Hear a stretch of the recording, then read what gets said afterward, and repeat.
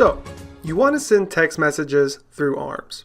You can already send emails through the notification manager, both at the time of the event or as a 24-hour log.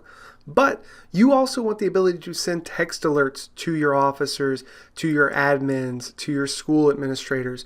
Any one of these people can receive messages to their phone in the form of a text message from ARMS. In this episode, we're going to take a look at how easy that is to set up and maintain and the different functions that go along with it. And here we are. The screen you see in front of you is everything the user needs to actually control and send out these messages. Now, to give you a little bit of an idea of how simple this is, the client itself is separate from my ARMS client that I have on my laptop here. But it is very easy to drag and drop and actually put this client on any machine that you want to make it available to. That way you can decide exactly who has access to send text messages and who does not. Now, once you get into the actual system, it's just a simple login, and we're presenting with this one screen to control all the text messages that I'm sending out. So you'll notice here, I have 4 rows, one for each of my active calls. If I pull up my CAD screen here, you'll see I have the same exact list of active calls down here at the bottom. This is just a live look at my CAD calls that are going on right now. At any point in time, the user can click on refresh to refresh the screen to show a more up-to-date version of that information. So if I wanted to refresh to see newer calls, I could hit refresh, and that's going to pull over the latest bit of calls in here and get rid of any calls that have been closed out. Now, when I'm actually sending my message, I have 3 options. I have initial SMS. That's the way I can send out a message to show that there's a report of. I have an in progress SMS. That's going to be a message that I can send out as far as updates throughout the course of the call. And then finally here I have closing SMS. So that's going to be what I use to show the final outcome, the disposition of that case, or CAD event in this case.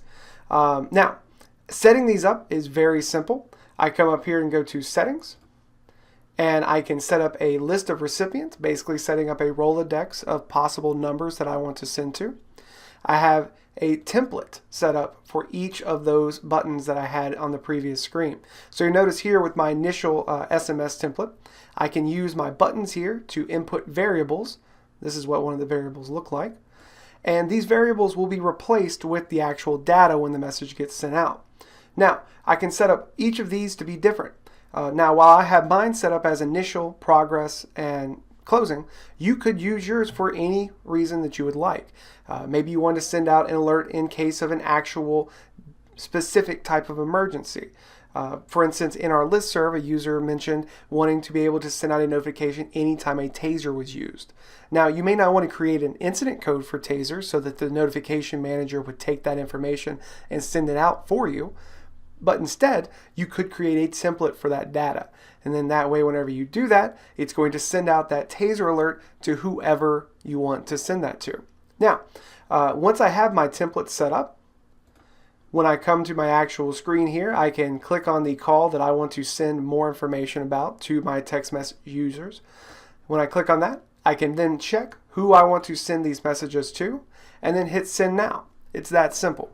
Once that message is sent, it's going to be received on both of these people's phones, mine and Mike Bryant's. By the way, not our actual phone numbers before you even try to call us on those. Now, when those messages get received by us, they're going to look just like this. So this was report of vehicle stop at 2 Terrace 2 as of 12/29/2017, 05:40. And that is exactly what we're looking at right here in this first row, vehicle stop, 2 Terrace 2, 12/29. And what I did to make that was I used that initial SMS template, which is right here.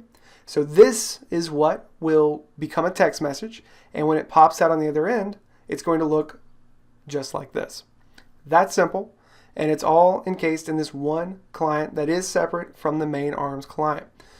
If you have any questions about this, please let us know. We'll be happy to help get this set up for you. You can contact us at support@arms.com, or of course, you can always call us at our 1-800 number, 776-6783. Thank you very much.